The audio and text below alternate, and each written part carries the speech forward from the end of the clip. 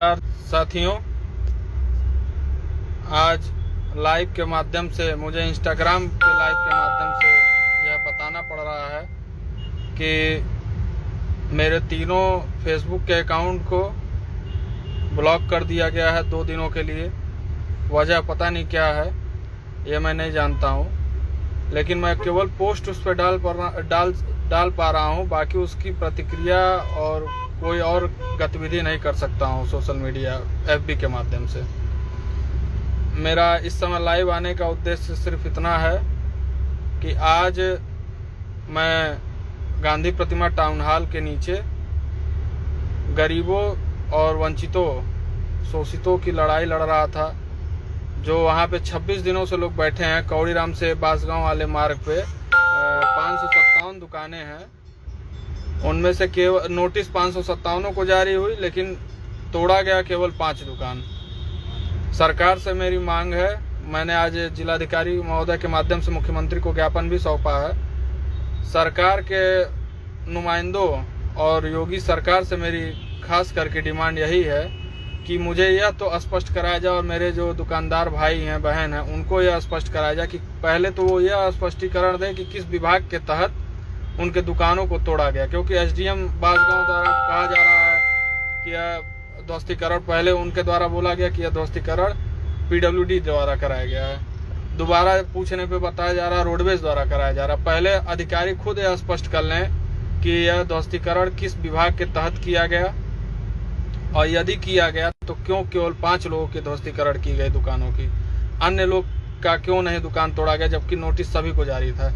इसका मतलब मैं ये समझूं कि बाकी 552 जो दुकानदार हैं, जो दुकान के मालिक हैं, उनके ऊपर माफियाओं का संरक्षण, सत्ता का संरक्षण है। क्या वोट केवल 552 दुकानदार ही देते हैं? ये नहीं देते हैं। ये भाजपा को वोट दे करके नहीं जिताए हैं। यह मैं सवाल छोड़ता हूं आप लोग के बीच में। भाजपा सरकार में कुछ काम गलत हुए और कुछ काम सही भी हुए, लेकिन गलत का अंबार ज्यादा देखने को मिल रहा है।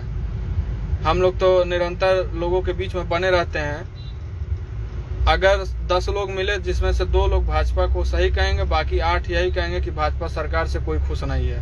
व्यापारी तबका जो कहा जाता है भाजपा को ज्यादा सपोर्ट करता है। मैं बताना चाहता हूं, वो व्यापारी भाजपा को सपोर्ट करते हैं जो पैसे वाले हैं। न्यूनतम दर में जो हैं, जैसे अति लघु व्यापारी हैं, वो लोग कभी भाजपा को सपोर्ट नहीं कर पा रहे हैं। क्यों नहीं कर पा रहे हैं? क्योंकि उनको कोई लाभ नहीं हो रहा है भाजपा से। ये पार्टी पूरी पूंजीवाद पे टिकी हुई है। आज मैं अभी लगभग 4 बजे तक वहां धरने पे बैठा था। वहां पे 26 दिन से लगातार लोग धरना दे रहे हैं, लेकिन किसी भी जनप्रतिनिधि द्वारा उन लोगों की सुधि नहीं ली गई, जिसका मुझे बहुत ही खेद है। मैं कल गया, उनसे मुलाकात किया। आज मैं भी धरने बैठा था 12 बजे से लेकर के 4 बजे तक। सिटी मजिस्ट्रेट द्वारा आके धरने स्थल पर ज्ञापन भी लिया गया है। और अभी मैं जब बाहर आ गया हूँ मगहर, तो मुझे यह सूचना मिली कि उनको जबरन वहां से हटा दिया गया है, धरना स्थल से हटाया गया है, उनको एडमिट कराया गया है। उनके मांग को किसी न किसी तरीके से दबाने का कार्य सरकार के नुमाइंदों द्वारा, सरकार के अधिकारियों द्वारा, प्रशासन के अधिकारियों द्वारा किया जा रहा है, जो बेहद ही दुखद है, जिसकी जितनी निंदा की जाए कम है। यही सब सवाल हैं। इन सब सवालों को लेकर के मैं आज धरना दिया था, और 6 सूत्री मांग भी सौंपा हूं मुख्यमंत्री महोदय को जिलाधिकारी के द्वारा। आप सब से यही आशा करता हूं कि आप सब लोग सहयोग करेंगे, और सहयोग के माध्यम से वो जो गरीब बेचारे हैं उनकी मदद हो, तो हम लोग के लिए इससे बड़ी बात क्या हो सकती है। और एक बात बताऊं, उसमें कितने लोग हैं। एक महिला ज्योतिषना दुबे जी हैं, उन्होंने 4,83,000 का ऋण भी लिया है स्टेट बैंक से, अपना जेवर रख के गोल्ड लोन लिया है। इस बेसिस पे लिया कि दुकान चल रही है, दुकान को बढ़ाएंगे, व्यापार को आगे बढ़ाएंगे, तो उसी के द्वारा अर्जित किए हुए पैसे से उसका लोन भरपाई किया जाएगा। लेकिन अब क्या 2 पैसे के लाले पड़ गए, पूरी दुकान को ध्वस्त कर दिया गया। जबकि रोड जो वहाँ पे यह कारण बताया जा रहा है एसडीएम द्वारा कि वहाँ पे स्टेशन पे वो चार्जिंग पॉइंट बनाया जाएगा। बस स्टैंड के लिए, जबकि उसकी ज़मीन पीछे भी खाली है, पूरी चरदीवाली के अंदर पूरी ज़मीन अभी खाली है। तो मैं पूछना चाहता हूं कि जो ज़मीन रोडवेज की खाली है, अगर वो बन रहा है तो उस पे क्यों नहीं बन रहा है, इस पे क्यों? और अधिकारी यह स्पष्ट करें कि किस विभाग द्वारा यह गिराया गया, और गिराया गया तो क्यों 557 के 57 दुकान को नहीं गिराया गया, केवल 5 दुकानों को गिराया गया।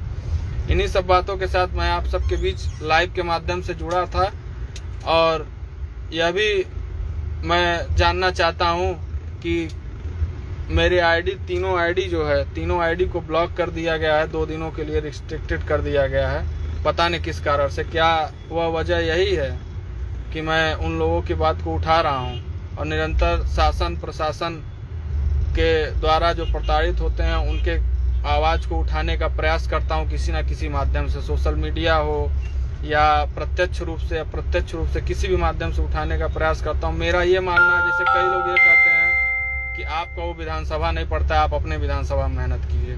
वो था बांसगांव विधानसभा, वो बांसगांव विधानसभा पड़ता है।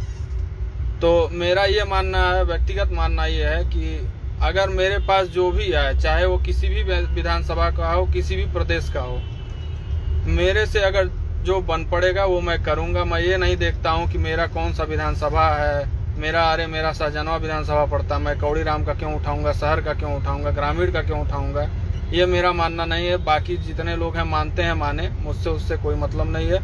मेरा ये मानना है व्यक्तिगत रूप से, मानव धर्म भी मेरा यही कहता है कि आप अगर सक्षम हैं किसी के लिए 2 कदम चलने के लिए, तो चलने में कोई गुरेज नहीं होना चाहिए।